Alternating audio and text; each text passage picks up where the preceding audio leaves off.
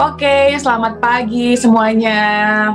Ini pasti bangun tidur dan kalau aku sih pagi-pagi itu memang saat-saat yang mahal buat aku karena di saat pagi itu bangun tidur itu masih sepi rumah, terus belum ada tugas apa-apa, ya kan? Jadi bisa mengheningkan diri bersama Tuhan, menikmati hadirat Tuhan gitu. Walaupun banyak kadang-kadang ya suka nggak fokus gitu, tapi aku berusaha untuk fokus lagi gitu. Kadang-kadang suka ada notif masukan, terus tergoda untuk ngecek notif, habis itu lanjut kemana-mana gitu. Tapi yang jelas pagi hari itu memang saat yang paling indah banget sih. Udaranya lagi enak, terus juga suasananya itu mendukung banget untuk bisa menikmati Tuhan gitu. Ini sebenarnya sesuatu yang baru buat saya, disuruh sharing. Tadi katanya sharingnya disuruh 20-30 menit. Sebenarnya kalau mau saya jujur ya, ini mungkin termasuk pengalaman yang pertama, dan saya juga bukan pengkhotbah, tapi mau nolak juga kayaknya hati itu, atau mungkin Roh Kudus ya bilang ke saya gitu, nggak boleh nolak, harus dilaksanakan. Karena semua pengalaman hidup saya yang pernah saya alami, ini bisa saya bagikan pada saat ini juga gitu. Apalagi temanya itu pertolongan Tuhan di masa yang sukar. Jadi saya percaya kita semua di sini pernah mengalami yang namanya masa-masa sulit, dan pasti di kita itu bermacam-macam, tidak ada yang sama gitu ya. Kalau saya sendiri, tahun lalu itu saya diuji oleh sebuah penyakit. Saya itu menderita kanker ovarium stadium 1C tahun 2020. Itu saya didiagnosa itu. Puji Tuhan sekarang udah clear. Cuma saya sempat merasakan yang namanya operasi, kemoterapi gitu ya. Saya ngerasa banget pada masa itu sih, saya betul-betul merasakan banget lah, kalau nggak ada Tuhan tuh saya pasti akan hancur berantakan gitu. Pasti segala sesuatunya tuh pasti akan hancur gitu ya. Jadi memang ya di saat-saat sukar itu memang mungkin dunia melihat bahwa aku ini orang yang paling malang gitu ya, karena rambutku botak, yang tadinya panjang tergerai, terus jadi bundul ya, sekarang udah tumbuh lagi nih, puji Tuhan. Terus juga aku tuh kayak orang sakit gitu kan, terus ya banyak lah. Jadi mungkin dunia itu melihat sesuatu kemalangan, tapi aku sendiri yang mengalaminya, justru aku mendapatkan banyak sekali berkat dalam semua kesukaran yang aku lalui gitu. Aku ngerasain banget pada waktu aku nggak ada masalah, pada waktu aku smooth sailing ya, kayak lagi tenang semuanya gitu kan, lagi nggak ada apa-apa, lagi diberkati, bahkan tuh kayak ya udah kayak Tuhan tuh apa ya, suaranya tuh kecil banget gitu. Jadi pada waktu kita dalam kesukaran itu kita benar-benar jelas dengan suara Tuhan. Aku sampai mau cerita ke semuanya di sini bahwa aku tuh benar-benar mendengar suara Tuhan audible di kuping aku gitu, dan aku nggak pernah mengalami hal seperti itu. Jadi singkat cerita tuh aku tuh orangnya lumayan logis ya. Jadi aku tuh dulu dibesarkan di keluarga Kristen tapi GKI gitu loh. Jadi aku tuh terbiasa dengan tata cara, terus juga bagiku dengar suara Tuhan, terus segala macam penyambahan apa itu tuh asing tuh buat aku gitu. Jadi masih kebawa sampai sekarang. Tapi waktu aku sakit kemarin, aku bener-bener audible mendengar suara Tuhan di kuping aku gitu. Pada saat aku lagi down dan aku lagi butuh banget ketenangan hati, itu benar-benar aku mendengar suara Tuhan gitu. Nanti kita cerita lebih jauh, tapi saat ini aku mau share nih, aku mau share dan aku juga mau memberikan insight, terus juga suara Tuhan kepada semuanya yang mendengar, yang mungkin saat ini lagi dalam masa kesusahan, mungkin lagi sakit, atau mungkin ada anggota keluarga yang sakit, karena bukan cuma yang sakit yang perlu dikuatkan, tapi juga yang caregiver yang lagi melayani orang yang sakit gitu. Apa sih nilai-nilai positif yang bisa kita ambil gitu? Ada 5 hal yang aku tulis di sini. Yang pertama adalah kesukaran itu cara terbaik untuk merubah paradigma, merubah cara pandang, sehingga itu bisa mengubah hidup kita. Jadi aku tuh dulu itu merasa bahwa banyak hal yang dulu itu aku anggap penting, tapi ternyata setelah aku sakit itu tidak menjadi penting gitu. Misalnya banyak hal ya, kayak misalnya karir, pertemanan yang mungkin dulu terasa berharga, setelah aku mengalami sakit, aku tahu banget apa yang benar-benar berharga dalam hidup aku, yaitu adalah kedekatan aku dengan Tuhan gitu. Dulu aku merasa bahwa kayak karir aku gitu kan, itu lebih penting gitu. Kalau aku nggak dapat syuting itu aku langsung gelisah gitu. Bahkan dulu tuh aku banyak banget mengorbankan waktu-waktu ibadah untuk syuting gitu. Nah, sekarang setelah aku sakit, aku baru sadar bahwa itu semua tuh sia-sia, semua itu tuh semu, semuanya itu tuh nggak penting gitu. Yang paling penting itu adalah keberadaan dengan Tuhan itu sendiri gitu. Jadi sakit itu mengubah banget cara aku memandang, mengubah paradigma aku, bagaimana aku memandang hidup, bagaimana aku memandang kedekatan aku dengan Tuhan, bagaimana aku memandang kedekatan aku dengan sesama. Itu aku benar-benar itu kayak apa ya, seperti clear gitu, seperti apa, terang gitu ya, nggak yang galau lagi. Kalau dulu kan aku sih percaya Tuhan dari zaman dulu, aku tahu Tuhan pasti akan tolong aku tahu dia baik gitu, cuma kelabilan itu masih ada gitu kan, karena mungkin banyak paham-paham di dunia ini yang mungkin berseberangan dengan firman Tuhan gitu, membuat aku bingung. Tapi pada waktu aku sakit, aku tuh merasakan banget ya yang namanya otak aku tuh clear gitu, bener-bener oh ini yang penting, oh ini yang penting, bukan yang itu gitu. Aku jadi inget nih ada aku gara-gara aku disuruh khotbah ini, aku jadi baca-baca lagi kisah Ayub gitu. Ayub pernah berkata bahwa hanya dari kata orang aja aku mengenal tentang engkau, tapi sekarang mataku sendiri memandang engkau. Jadi benar-benar kesukaran itu betul-betul bisa merubah paradigma dan cara pandang kita. Terus yang kedua juga, kesukaran itu bisa memurnikan kita, ibarat api.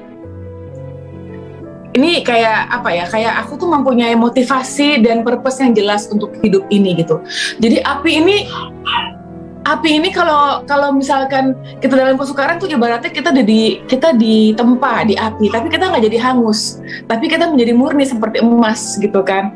Kita jadi menemukan gitu yang namanya purpose dan motivasi hidup kita nih apa sih gitu. Sebenarnya apa sih yang paling penting gitu di dunia ini? Sebenarnya kita nih hidup nih buat apa? Apa kita hidup cuma hanya untuk sekedar hidup?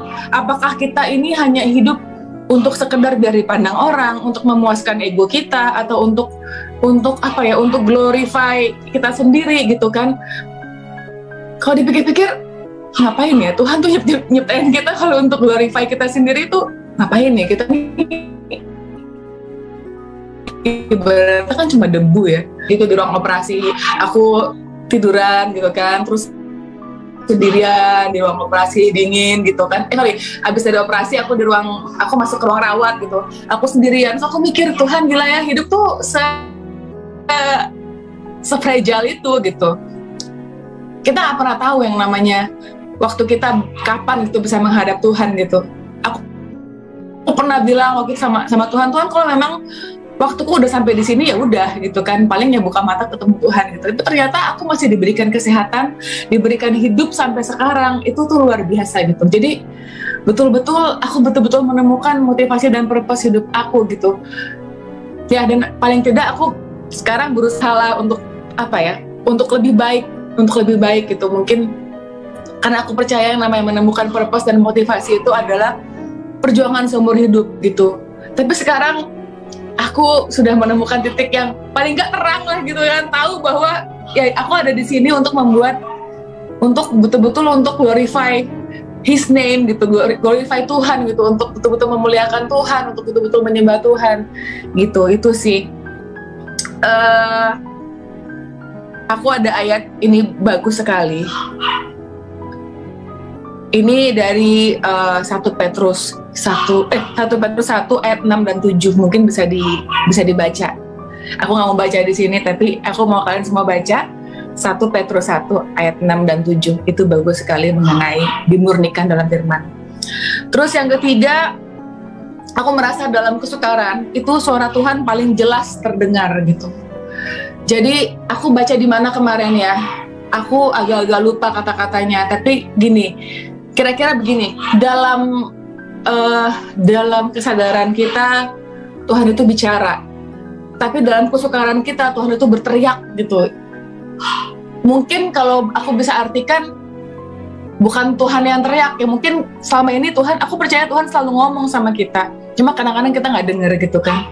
Jadi pada saat kita lagi dalam kesukaran, kita betul-betul butuh suara Tuhan itu, suara Tuhan tuh jelas banget. Seperti yang tadi aku udah pernah aku bahas, suara Tuhan tuh aku bisa dengar audible di kuping aku, yang dulu ya tuh aku sama sekali nggak dengar gitu. Terus kan aku tuh bisa mendengar, pernah mendengar gitu kan suara Tuhan gitu. Dan sekarang aku pengen sih kayak gitu terus gitu, pengen bisa mendengar suara Tuhan terus gitu setiap saat. Apalagi kalau aku lagi butuh gitu, aku pengen banget. Dan sampai sekarang pun aku kayak berusaha gitu untuk mempunyai waktu yang spesial sama Tuhan, biar aku tuh lebih peka lagi sama suara Tuhan gitu. Jadi aku merasa bahwa kita nggak perlu takut kalau kita dalam kesukaran, terus kita mendengar suara Tuhan, itu tuh kayak suara yang paling indah, suara yang paling kayak mengkonfirmasi gitu loh iman dan keyakinan kita. Karena kan dia yang menciptakan kita gitu. Kalau kita udah dengar suara dia, kayak kita dengar suara bapak kita sendiri kan, kayak anak bayi kalau nangis gitu kan, terus ada orang lain yang peluk, mungkin dia akan terus nangis. Tapi begitu bapaknya atau ibunya yang peluk kan, dia langsung tenang, diam. Kenapa? Karena tahu bahwa ini tuh bapak ibunya. Sama seperti itu. Waktu kita lagi dalam kesukaran, kita merasa susah, kita lagi nangis, kita lagi susah, kita lagi bersedih, hati kita lagi yang berantakan. Waktu kita mendengar suara Tuhan, itu betul-betul kita tenang gitu lah, karena ya dia yang betul-betul menciptakan kita. Terus yang keempat, ini nih yang sesuatu yang mau aku share. Jadi kesukaran itu bisa membuat kita menjadi penolong bagi sesama kita, apalagi orang yang mengalami hal yang sama seperti kita gitu kan. Contohnya sekarang tuh aku tuh pengen banget, aku tuh punya urge, punya dorongan dalam hati aku tuh pengen menolong orang yang sakit gitu kan. Dengan banyak hal gitu. Kayak kemarin aku dengar ada teman aku, dia ada benjolan di payudaranya.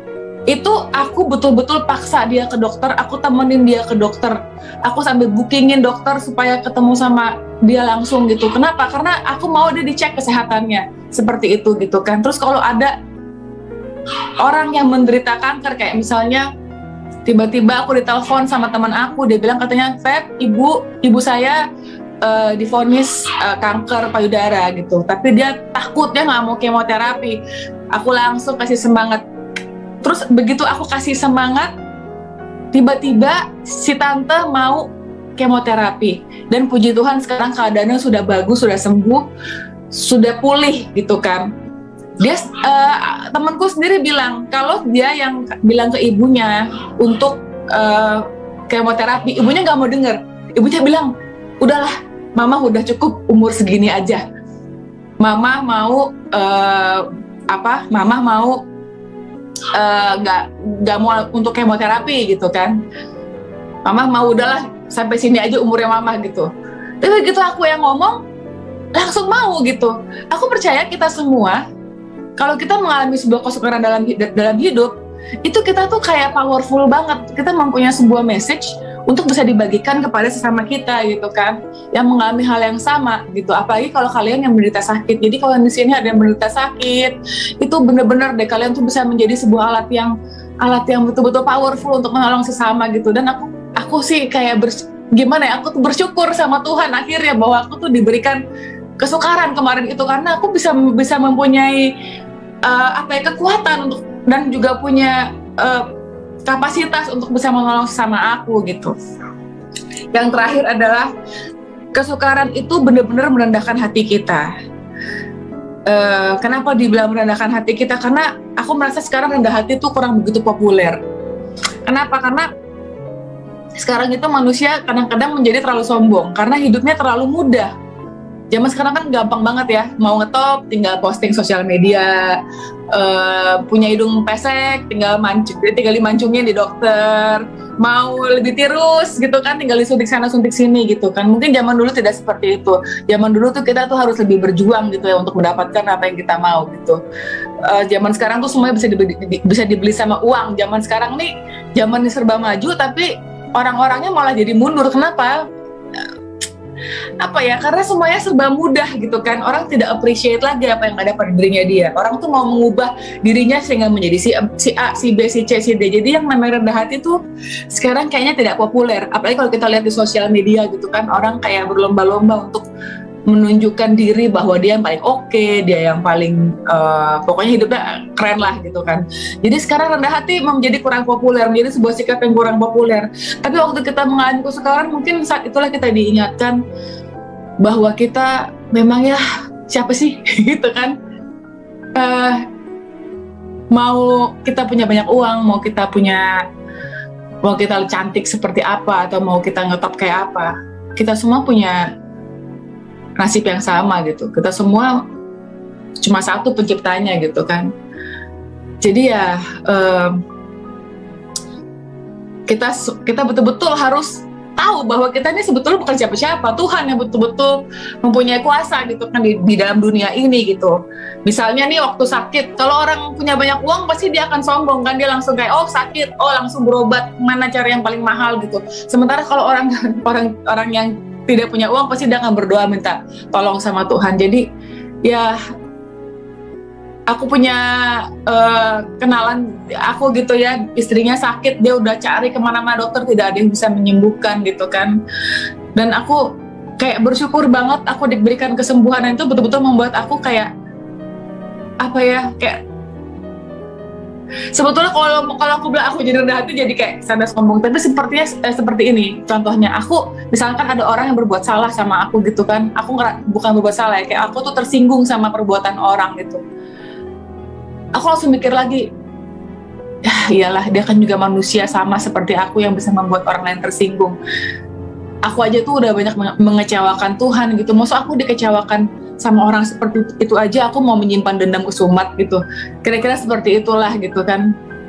Jadi kesukaran itu membentuk pribadi aku menjadi, mungkin aku menjadi lebih sadar bahwa aku ini bukan siapa-siapa gitu kan. Itu aja 5 poinnya. Aku juga mau bagikan yang terakhir. Ini sebuah ini kata-kata dari filsafat terkenal dari The Book of Martius. Ini mungkin kata-kata ini bisa menjadi kekuatan bagi kita semua yang lagi mengalami kesukaran.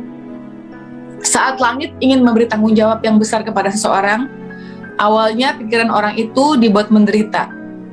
Otot dan tulangnya harus bekerja keras dan tubuhnya kelaparan. Orang itu akan dibuat miskin dan segala sesuatu yang berusaha dibangunnya akan dihancurkan. Dengan cara inilah langit memperkuat pikirannya, membentuk wataknya, dan mengembangkan bagian-bagian yang lemah. Jadi kesukaran itu adalah ibarat latihan buat kita.